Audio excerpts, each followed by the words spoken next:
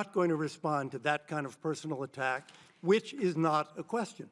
Yes or no, would you support an armed faction within Venezuela that engages in war crimes, crimes against humanity or genocide, if you believe they were serving U.S. interest, as you did in Guatemala, El Salvador, and Nicaragua? What happens when a congresswoman confronts a man once convicted for lying to Congress about U.S. foreign policy and exposes decades of hidden atrocities?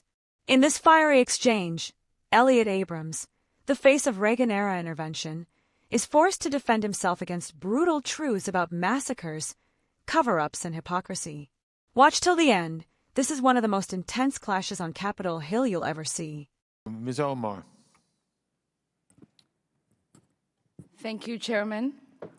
Thank you all for being here, and thank you for your testimonies.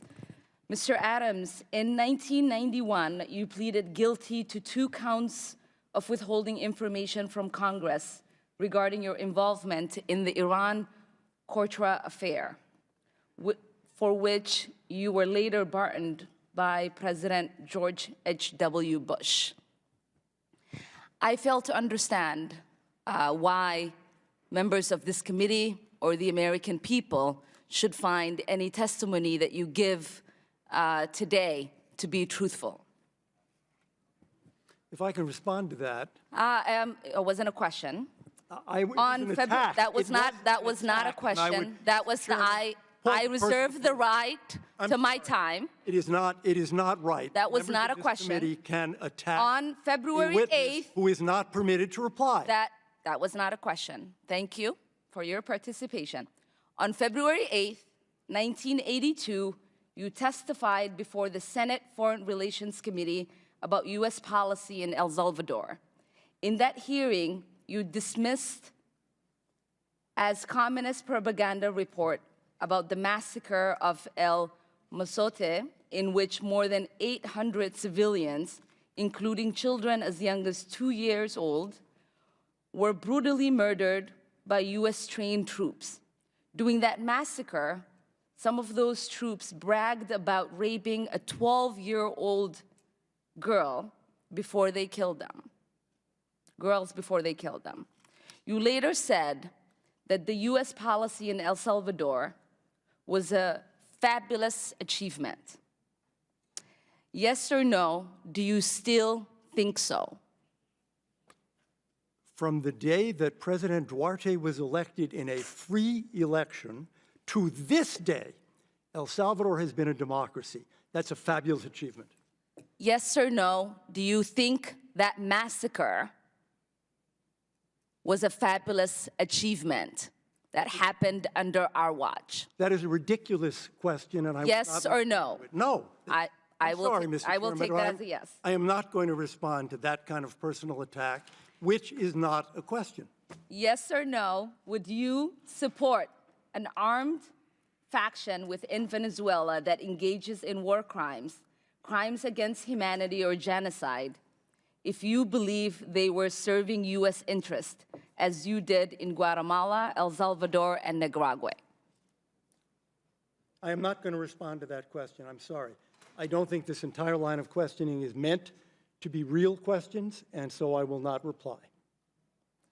Whether under your watch, a genocide will take place, and you will look the other way because American interests were being upheld, is a fair question, because the American people want to know that anytime we engage a country, that we think about what our actions could be and how we believe our values are being furthered.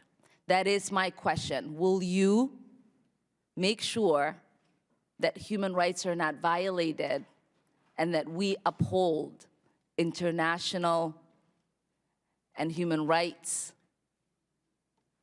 I suppose there is a question in there, and the answer is that the entire thrust of American policy in Venezuela is to support the Venezuelan people's effort to restore democracy to their country. That's our policy.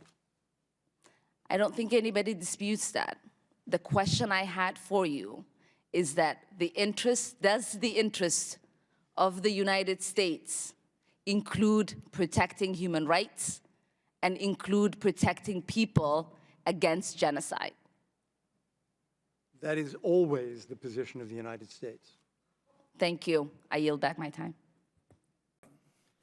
Gentleman from Texas is recognized. Appreciate the chairman. I do associate myself with the remarks of the gentleman from Kentucky, but also the gentleman from South Carolina, the gentleman from Pennsylvania, the gentlelady, all the remarks that we've been talking about over here. And I appreciate the spirit of the remarks from the gentleman from Colorado. And would note that we're here for a very obvious reason. The door was opened, and now we're dealing with that. And the door shouldn't have been opened. I'm reminded when I was in the Senate Judiciary Committee in 2005, and Miguel Estrada was being filibustered by the Democrat majority at the time. And we know why. We know this because a memo that said very specifically that he was being filibustered because he was an Hispanic conservative was found, but then shoved aside. We couldn't talk about it because it was found on a server, and they said, we shouldn't get it. There's a whole lot of backstory on that. But there was a lot of drama around that. There were 7 judges being held up: Priscilla Owen, Janice Rogers Brown, because she's black. That was all happening. We just sweep that aside. And you fast forward, and Bill Frist was being pressured to deploy the nuclear option. I remember being a part of all those conversations, the Senate lawyer and the Judiciary Committee. Bill Frist decided not to deploy the nuclear option. In 2013, Harry Reid did deploy the nuclear option. 2017, then certain things changed at the United States Supreme Court. So now we live in that world. It is what it is. Now here we sit. The door was opened. I just went back and reread my speech on the floor because the gentleman, I hadn't done that yet. I went back and reread my speech on the floor. Not stand by every word of that speech. And in it, I referenced the fact that I just a few months prior had been in agreement with some of my colleagues on the other side of the aisle with respect to January 6th, which there's disagreements on our side of the aisle on some of that with respect to the votes at the time.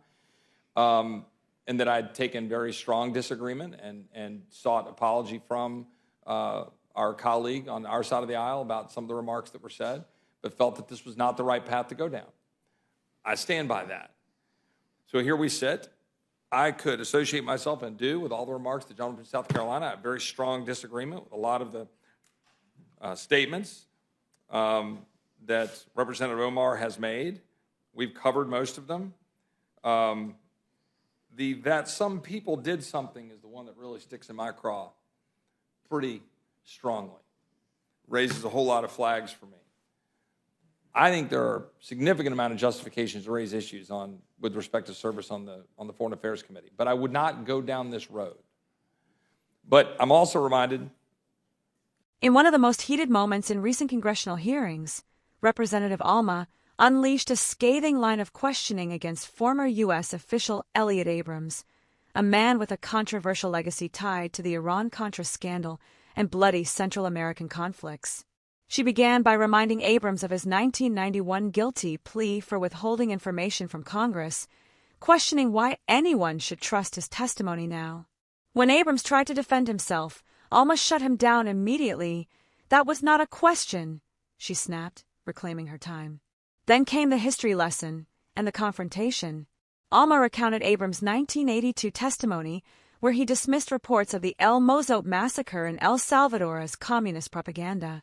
That massacre left over 800 civilians dead, including children as young as 2, killed by U.S. trained troops. Some of those soldiers bragged about their crimes. Alma demanded to know whether Abrams still believed U.S. policy in El Salvador was a fabulous achievement. Abrams stood by his earlier defense, saying El Salvador became a democracy after President Duarte's election. But when asked directly whether the massacre itself was a fabulous achievement, he refused to answer, calling it a personal attack. The Congresswoman didn't let up. She pressed him on whether he'd support armed groups committing war crimes if it served U.S. interests, citing America's dark history in Latin America. Abrams again dodged, insisting U.S. policy in Venezuela was about restoring democracy. Finally, Alma hit him with the question that summed it all up. Does U.S. interest include protecting human rights? Abrams replied that human rights are always the position of the United States. But after everything she laid out, that answer sounded hollow. This was more than a hearing.